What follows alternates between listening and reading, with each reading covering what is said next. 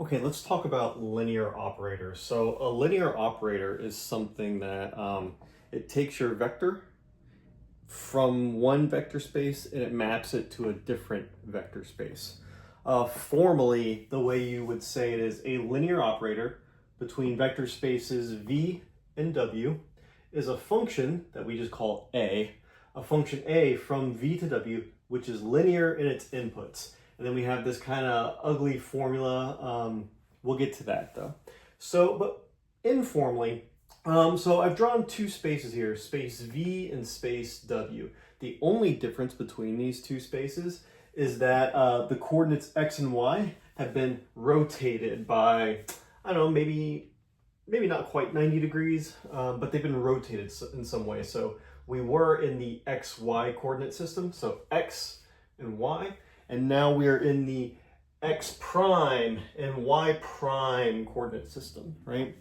But the vector itself has actually not changed. The vector here, as you can see, is about the length of my red pen here, and it's at this angle. Well, this is the same angle and same length as this vector, so these are actually the same vector, but they're being described in different spaces, right? So all that a linear operator is doing is moving this vector from, I guess it's what, 4, 3, right? And it's moving it into, and by 4, 3, all I mean is that it is over 4 in the x direction and it is up 3 in the y direction, right? So this vector 4, 3. Well, in this space, it's a little different. So this looks like 1, 2, 3. So let me just draw my reference lines here really quickly.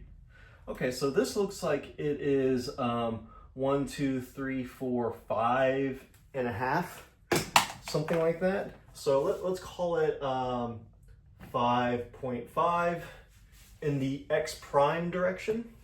And let's call it negative, let's see, negative 1, let's call it negative 1.5, something like that, right? So the vector v, which was 4, 3 in this coordinate system, has, in this coordinate system, it has a different representation. It's now 5.5 in the x prime direction and 1.5 in the y prime direction. And so we can define a linear operator A. So A, what it will do, so it will take my vector 4, 3, and it will operate it on it somehow. It'll operate on it somehow in order to create this new vector in the W space.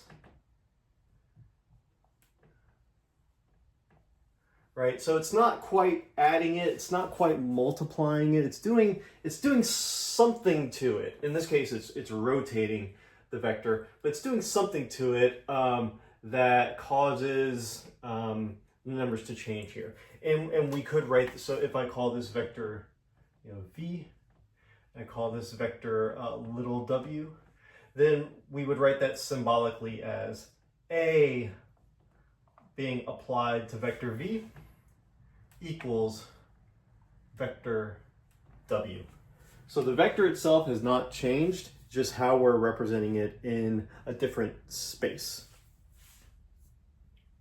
And because I can write v as some combination of x and y, right? So because I could say, so AV is really A being applied to 4x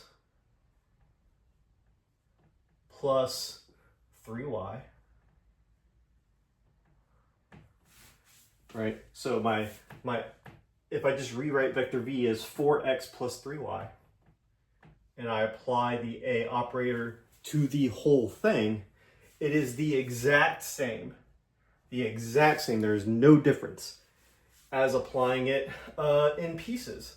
So I would have A times A being applied to 4 times x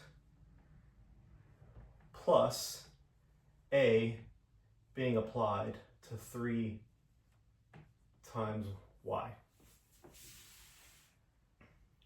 So the fact that I can apply the A operator to the entire piece as a whole, or I can apply it to its basis vectors, right? I can apply it to the components.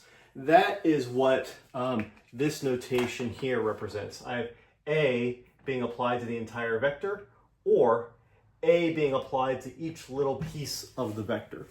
That is what we mean by a linear operator. The fact that if we apply A to the entire vector, it's the exact same thing as applying A to all the pieces of the vector. That's a linear operator.